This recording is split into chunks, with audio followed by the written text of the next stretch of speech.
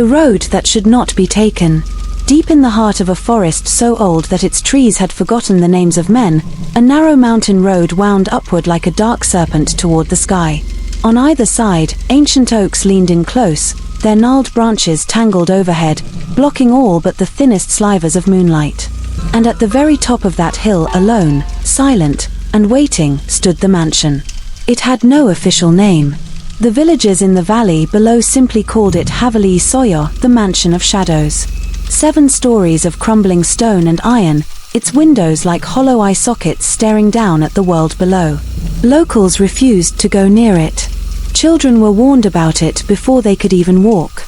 And yet, on a warm October evening, 2 cars made their way up that road. Inside the first car sat Zarin and his new bride, Hira. They had been married only 4 days ago, a grand wedding in Lahore, 300 guests, a hall full of flowers and laughter. Zarin was 26, sharp-jawed and confident, a young architect who loved adventure. Hira was 24, with large dark eyes and a laugh that could fill a room. She wore her hair loose tonight, and she was laughing at something Zarin had said, a warm, careless laugh that had no business being on this dark mountain road. In the second car were their best friends, Bilal with his wife Mariam, and Cameron with his newlywed wife Sarah. 6 young people, 3 couples, all newly married within months of each other. It had been Cameron's idea, a weekend trip to a remote Haveli in the mountains, a haunted one supposedly, just for the thrill of it. No internet, no family calls, just the 6 of them and the wilderness. "You're sure this place is safe?" Hira asked, pressing her face to the window as the mansion emerged from the tree line above them, vast and dark against the grey sky. "It's a heritage property," Zarin said confidently. "I looked it up. Built in 1887. Just old and abandoned. A little creepy, that's all." Hira said nothing, but she quietly held his arm a little tighter.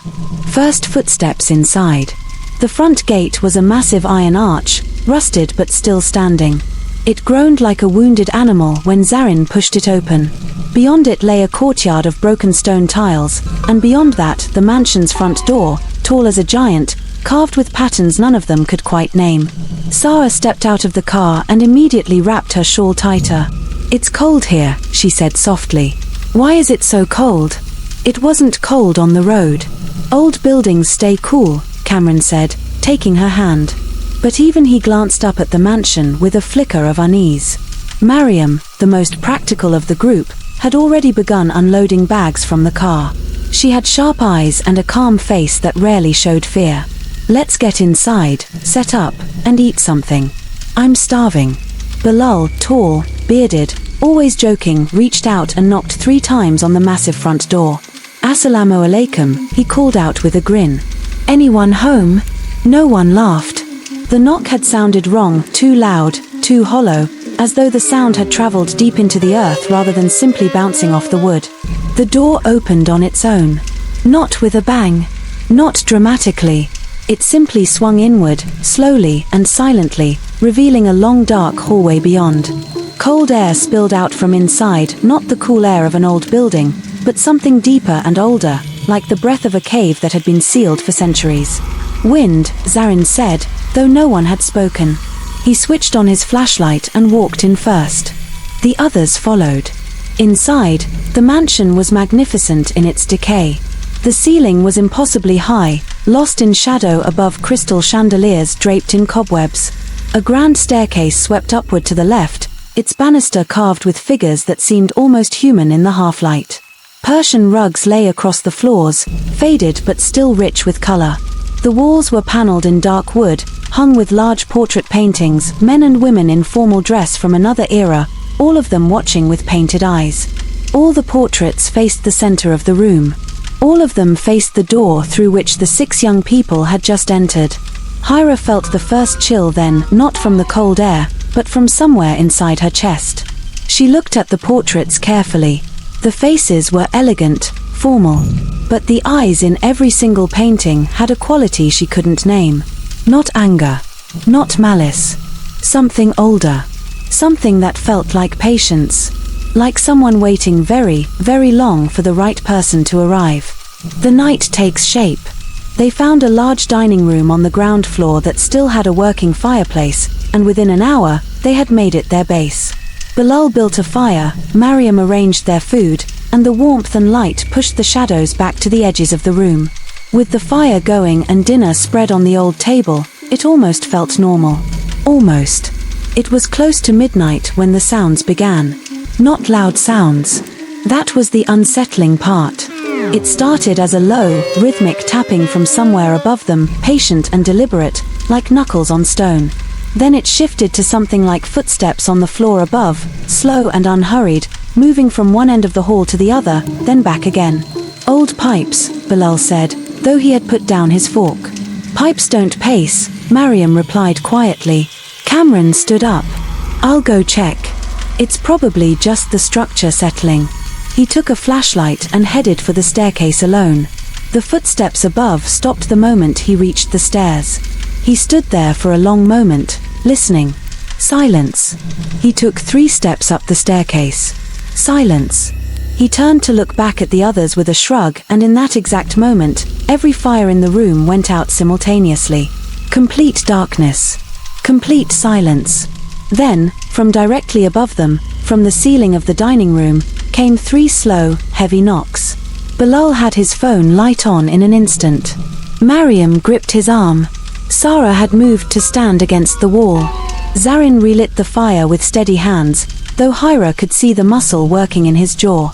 Cameron came quickly back down the stairs. "Nothing up there," he said, slightly too quickly. "Nothing at all." They all knew he was lying. But no one asked him to tell the truth. It was Hira who noticed the portrait first. She had been staring at it without realizing a large painting mounted directly across from her on the dining room wall. It showed a tall figure in a dark robe, standing in a garden of ancient trees. The face was half turned away, as if looking at something just outside the painting's frame. The detail was extraordinary, the texture of the robe, the rings on the long fingers, the way the shadows fell. She had glanced at it earlier and thought nothing of it. But now, looking again, she realized something that sent ice through her veins. In the painting, the figure's face had been turned away. Now it was facing forward, looking directly at her. "What lives in the walls?" Hira didn't scream. Her voice simply left her body entirely. She grabbed Zarin's sleeve and pointed. He looked at the portrait, then at her, then back at the portrait. "It's the same painting it was before," he said carefully. "It wasn't facing this way before," she whispered. "It's the angle. The firelight changes how it looks." But Zarin's hand had found hers under the table, and he was holding it tightly. They decided to sleep in the dining room together, in sleeping bags near the fire, all 6 of them. It seemed safer than spreading across different rooms in an unknown house. The fire was built up high. Bilal and Cameron stayed awake in shifts. By 2 a.m. the mansion had gone entirely quiet, and exhaustion began to take them one by one. Hira was the last to fall asleep. She lay still, eyes half open, watching the fire's light play across the ceiling. The portrait was behind her now. She had deliberately turned her sleeping bag so her back was to the wall where it hung. She told herself this was fine. She told herself she was being foolish. She told herself the painting had never moved at all. Then she heard it. Not a knock. Not footsteps. A voice. Low, deep, and impossibly near, not in the room, but inside the wall just behind her head. Speaking in a language she did not recognize, words that seemed to press against the stone from the other side. The voice was not aggressive. It was not howling or threatening. It was almost gentle. Almost beseeching. Like someone trying to communicate through a barrier they had been pressing against for a very, very long time. And then, slowly, the voice shifted. The unknown language fell away, and what remained was one single word, spoken in perfect, clear Urdu, soft as a winter wind. Ruk ja. Stay. Hira's entire body went rigid. She did not move. She did not breathe. She lay perfectly still, heart pounding against the floor, and counted slowly to 10. Then she turned over, woke Zarin with a shake, and told him exactly what she had heard. This time, Zarin did not say it was nothing. The jinn of the mansion. They were all awake by 3 a.m. The fire was burning high and no one was going back to sleep. Cameron had his car keys in his hand. Mariam was already packing her bag.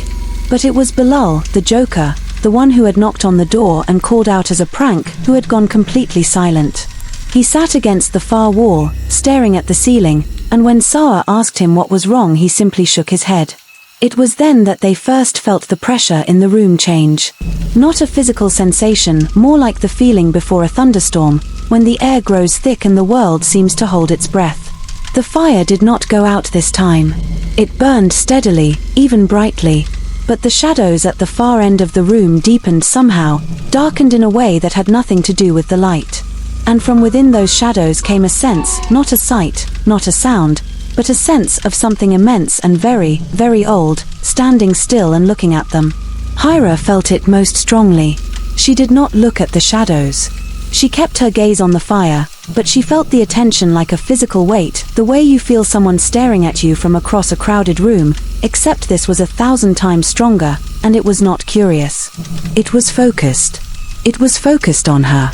Mariam, who had lived in a family where old beliefs were taken seriously, reached into her bag and took out a small copy of the Quran she always carried. She began to recite quietly, her voice steady and low. The words filled the room, and the pressure, that immense, ancient attention, did not vanish, but it shifted, like something enormous taking a step back. Then Bilal spoke. His voice was strange, too flat, too calm. "He has been here for 400 years, Bilal said. He was still staring at the ceiling. He was a great jinn, a lord among his kind. He built this house for himself, long before men came here. And when men came and built on his land, he remained. He never left. He has been waiting." Cameron grabbed Bilal's shoulder. "Bilal, look at me, Bilal." Bilal turned slowly and looked at his friend. His eyes were his own. He blinked, once, twice, and then shuddered as though waking from a deep sleep. He pressed his hands to his face. "I don't know why I said that," he whispered. "I don't know where that came from." Mariam continued to recite. Her voice did not waver, and from the deep shadows at the far end of the room, something answered. Not in words, in feeling. A wave of sensation passed through all 6 of them simultaneously, not fear, though fear was part of it. Something more complex. Something that felt, impossibly, like grief. Like loneliness stretched across so many centuries that it had become something else entirely. Something vast and hollow and beyond any comfort that the living world could offer. Hira understood then, in the way you understand things in dreams, in the space beyond logic. The jinn was not hunting them. He was not angry. He had simply been alone in this house for 400 years, walking the halls, watching the world from behind the walls, and then tonight, these 3 young women had walked through his door, and something in him had stirred that had not stirred in centuries.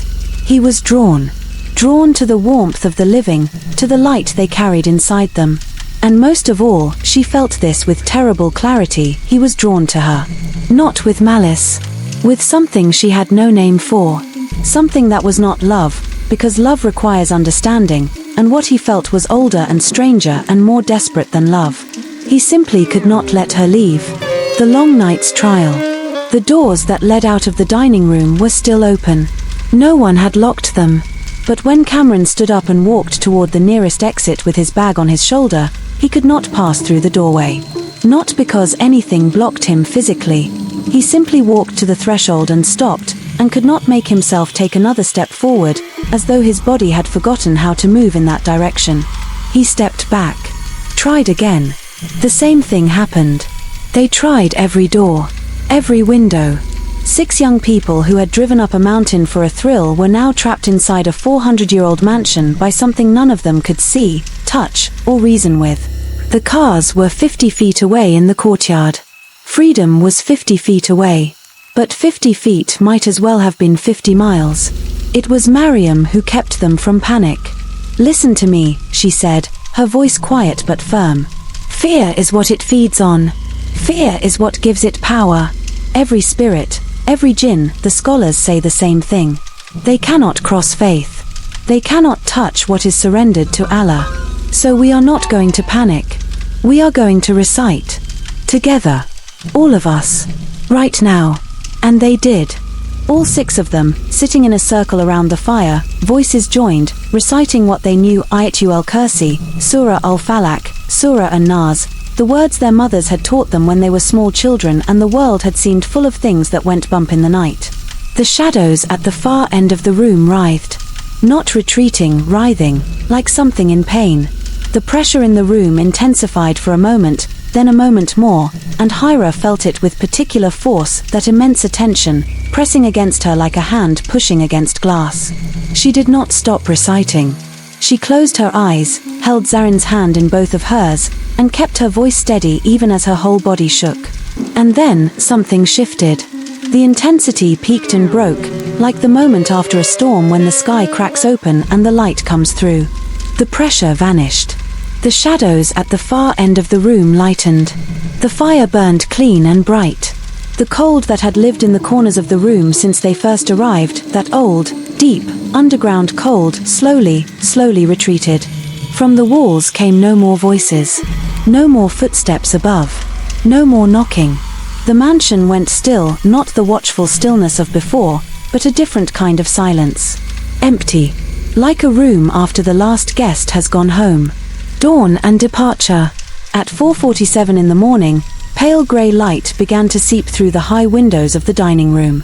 Birds began to call in the forest below the hill, tentative at first, then louder, then all at once, a chorus of ordinary morning sound that felt like the most beautiful thing any of them had ever heard. Cameron walked to the doorway. This time, he stepped through it without hesitation. No one spoke about what had happened. They gathered their things in silence, moved through the dim corridors and out through the front door, which now hung open as naturally as any ordinary door, and crossed the broken courtyard to their cars. The morning air was cool and clean and smelled of pine and wet stone. Hira did not look back at the mansion. Not once. But she felt it one last time.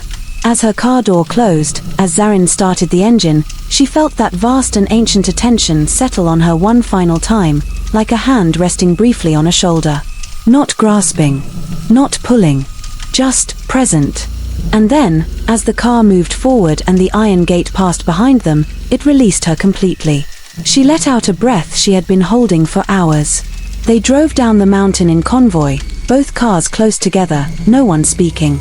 The forest fell away on either side, then the valley opened up before them, golden in the early light, ordinary and alive. A roadside dhaba was just opening for morning chai. Cameron pulled over without a word. All 6 of them got out and sat on wooden benches in the open air and drank hot, sweet tea from clay cups and said absolutely nothing for a very long time. Finally, it was Sarah who spoke. "We are never doing this again," she said. "Agreed," said everyone else, in perfect unison. Bilal opened his mouth, and for one terrible second, everyone looked at him, waiting for a joke. He closed it. Then he opened it again. "Agreed," he said quietly. And meant it. Zarin looked at Hira over his cup of chai. She was looking down at her hands, turning the cup slowly. In the morning light, her face was calm. More than calm, it had a quality he had not seen there before. Something settled and deep, like a person who has faced something vast in the dark and discovered they were larger than they knew. He reached across and covered her hands with his. She looked up and smiled at him, a real smile, small and quiet, with nothing performed in it.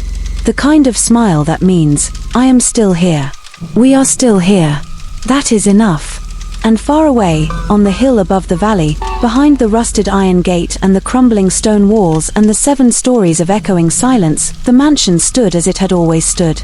Empty now. Truly empty, for the first time in 400 years. Perhaps some doors, once opened and then walked away from with faith intact, lock the other thing inside rather than the people who left. The morning birds sang on the hillside. And from the highest window of the mansion, for just a moment, a shadow passed, not threatening, not reaching, and then was gone.